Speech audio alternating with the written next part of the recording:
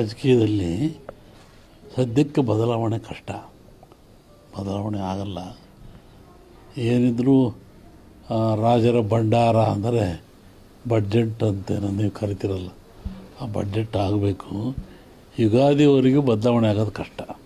ಹಾಲು ಮತದವರ ಕೈಗೆ ಸಮಾಜ ಅಧಿಕಾರ ಬಂದರೆ ಬಿಡಿಸ್ಕೊಳ್ಳೋದು ಕಷ್ಟ.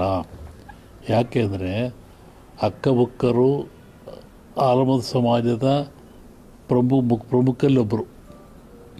ವಿಜಯನ ಸಾಮ್ರಾಜ್ಯವನ್ನು ಕಟ್ಟಿದರು ಅವರು ಅಕ್ಕಬುಕ್ಕರು. ಆನಂತರ ಛತ್ರಪತಿ ಶಿವಾಜಿ ಆತ ಹಾಲುಮತ ಸಮಾಜದವನು. ಆಮೇಲೆ ಕಾಶಿ ವಿಶ್ವನಾಥ ದೇವರಲ್ಲಿರ್ತಕ್ಕಂಥ ರಾಣಿ ಹಾಲುಮತ ಸಮಾಜದವಳು, ಅಹಲ್ಯಬಾವಿ. ಹಾಗಾಗಿ ಆ ಒಂದು ಸಮಾಜ ಪ್ರಾಚೀನವಾದ ಸಮಾಜ, ಅದು ಒಂಥರ ದೈವಗೊಳ್ಳತಕ್ಕಂಥ ಸಮಾಜ.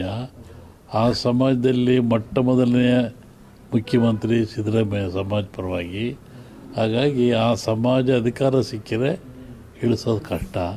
ಅವರಾಗೆ ಬಿಟ್ಟುಕೊಟ್ರೆ ಆಗ್ಬೋದು, ಅವರು ಬಿಟ್ಟು ಕೊಡಲ್ಲ, ಇಳಿಯೋದು ಇಲ್ಲ. 5 ವರ್ಷ ಅವರೇ ಇರ್ತಾರೆ. ಡಿ ಕೆ ಶಿವಕುಮಾರ್ ಅವ್ರಿಗೆ ಕಷ್ಟ ಇದೆ ಅಂತ 5 ವರ್ಷ ಅವರೇ ಇರ್ತಾರೆ ಗುರುಗಳಂದ್ರೆ. ಯುಗಾದಿ ಕಳೆದ ಮೇಲೆ ಹೇಳ್ತೀನಿ ಅದನ್ನು. ಡಿ ಕೆ ಶಿವಕುಮಾರ್ ಪಾಲಿಗೆ ಏನಿದೆ ಇನ್ನೊಬ್ಬರು ನಮಗೆ ಭಾಳ ಬೇಕಾದರೆ ಪರಿಚಯವರೇ. ಅದು ಹೇಳಿ ಈ ಪ್ರಸಂಗ ಹೇಳುವಂಥ ಪ್ರಸಂಗ ಇಲ್ಲ ಅದ್ರ ಬಗ್ಗೆ. ಪ್ರಧಾನಿ ನರೇಂದ್ರ ಮೋದಿ ಅವರು ಏನು ಮುಂದುವರಿತಾರ? ಅವರು 75 ವರ್ಷ ಆಗ್ತಾ ಇದೆ, ಮೊನ್ನೆ ಸೆಪ್ಟೆಂಬರ್ಗೆ ಆಗುತ್ತೆ. ಯುಗಾದಿ ಮೇಲೆ ಹೇಳ್ತೀನಿ ಅದನ್ನು. ಆದರೆ ಅಪಾಯ ಇದೆ, ದೇಶಕ್ಕೆ ಅಪಾಯ ಇದೆ, ರಾಷ್ಟ್ರಕ್ಕೆ ಅಪಾಯ ಇದೆ. ಯಾವ ರೀತಿ ಅಂದರೆ ಅಪ್ಪರ ಏನು ಯುದ್ಧ ಸಂಭವ? ಎಲ್ಲ ರೀತಿ ಸಾವು ನೋವು ಆಗ್ತಕ್ಕ ಲಕ್ಷಣ ಇದೆ. ಒಂದಿಬ್ಬರು ಮಹಾ ವ್ಯಕ್ತಿಗಳು ಸಾಯೋ ಲಕ್ಷಣ ಇದೆ ಅದರಲ್ಲಿ.